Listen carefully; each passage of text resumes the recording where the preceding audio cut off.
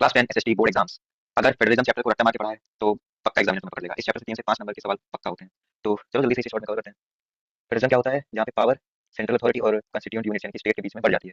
एक होता है फेडरल, एक होता है यूनिटी। फेडरल में दो से ज्यादा लेवल ऑफ गवर्नमेंट होते हैं, जैसे कि सेंट्रल यानी कि देश की पावर एक के हाथ में, एक अलग स्टेट की पावर उसके हाथ में, एक अलग डिस्ट्रिक्ट की पावर उसके हाथ में, ठीक है। और एक होता है वन लेवल या फिर उसके सबऑर्डिनेट्स, जहाँ पे सिर्फ एक ही सेंटर सुप्रीम होता है, जैसे श्रीलंका, चाइना। इंडिया में पावर बटी हुई थी, सेंट्रल गवर्नमेंट, यूपी की अलग गवर्नमेंट और आपके डिस्ट्रिक्ट की अलग गवर्नमेंट। अब इसके कुछ फीचर्स हैं, दो से ज्यादा लेवल होने चाहिए, सेंटर प्लस स्टेट, लोकल भी हो सकता है, डिफरेंट जुरिडिक्शन, ठीक है। अलग अलग जो लेवल होंगे वो एक रीजन के ऊपर अलग अलग से कंट्रोल करेंगे, ठीक है। Constitutional guarantee existence and authority of each year is written in written constitution. जो जितने भी लेवल्स होंगे वो सब लिखे हुए होंगे कॉन्स्टिट्यूशन में, रिजिड कॉन्स्टिट्यूशन। फंडामेंटल रूल, जो भी रूल होंगे वो एक अकेली मतलब गवर्नमेंट डिसाइड नहीं कर सकती, एक अकेला लेवल जैसे सिर्फ स्टेट या फिर सिर्फ सेंटर नहीं डिसाइड कर सकता है, दोनों को कंसेंट लगेगा।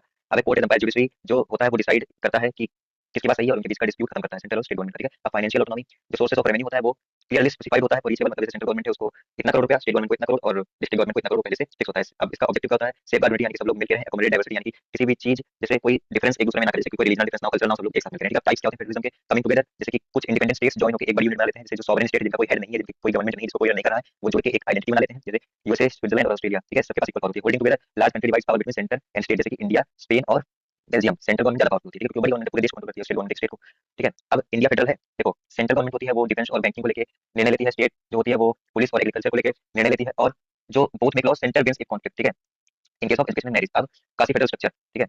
यूनियन टेरिटरी क्या होते हैं? जब एरिया इतना छोटा हो जाता है कि उसको स्टेट घोषित नहीं कर सकते, तो उसको यूनियन टेरिटरी घोषित कर सकते हैं। इनकी पावर अनइक्वल होती है, some states special provision in north east, इनका डायरेक्ट कंट्रोल सेंट्रल गवर्नमेंट के पास होता है। Consent changing territory names requires specific procedure, इनके अगर नेम बदलना है तो प्रोसीजर लगता है उसका, ठीक है। प्रैक्टिसिंग फेडरलिज्म, लिंग्विस्टिक स्टेट, जैसे गुजरात और पंजाब लैंग्वेज के आधार पे बटे हुए हैं स्टेट, तो यहाँ का एडमिनिस्ट्रेशन यानी कि यहाँ पे सरकार चलाना इजी है, क्योंकि मेजॉरिटी ज्यादा से पंजाबी बोलने वाले ज्यादा है, पंजाब के लोग ज्यादा है, गुजरात में गुजराती ज्यादा है, गुजराती बोलने वाले लोग हैं। लैंग्वेज पॉलिसी यहाँ पे कोई नेशनल लैंग्वेज नहीं है, हिंदी एक ऑफिशियल लैंग्वेज है, क्योंकि इसके 40% स्पीकर हैं, 21 अदर भी लैंग्वेज हैं। एग्जाम्स जो होते हैं वो किसी भी लैंग्वेज में लिए जा सकते हैं, ठीक है। अब प्रैक्टिसिंग फेडरलिज्म का दूसरा part, centre state relation. Single party dominance थी कांग्रेस की 1990 से पहले, जिसमें centre often dismiss state government, जिसमें कई बार स्टेट गवर्नमेंट के डिसीजन को नहीं माना गया और उसे डिसमिस कर दिया गया, तो कांग्रेस ने मिसयूज ऑफ पावर प्री 1990 किया, ठीक है। अब 1990 के बाद era of coalition government, rise of regional party, अलग अलग रीजन अलग अलग पार्टीज आई, ठीक है। मतलब एक कोलिशन हुआ गवर्नमेंट का, Supreme Court check article 56 misuse, और इसका रिजल्ट हुआ पावर शेयरिंग बिकम कल्चर, मतलब पावर को शेयर करना अलग अलग कल्चर बन गया। डिसेंट्रलाइजेशन यानी कि पावर को छोटे जगह पे देना, जैसे कि गांव और शहर में छोटे, तो थर्ड ईयर गवर्नमेंट की था कि taking power from central state and giving it to local government, centre और स्टेट गवर्नमेंट से पावर लेके लोकल गवर्नमेंट को देना, क्योंकि लोकल्स को प्रॉब्लम अच्छी तरह से पता थी, उनको पता था कि रिसोर्स जो है उसको कैसे यूज करना है, और उनका डिसीजन डायरेक्ट था और वो डेमोक्रेसी को मजबूत करते थे, ठीक है। अमेंडमेंट फीचर्स क्या थे? हर 5 साल पे इलेक्शंस होंगे, एससी एसटी ओबीसी कैटेगरी के लोगों के लिए सीट रिजर्व होगी, वुमेन के लिए 1 सीट रिजर्व होगी, और स्टेट इलेक्शन कमीशन बनाएगा कि जो created to conduct local election, और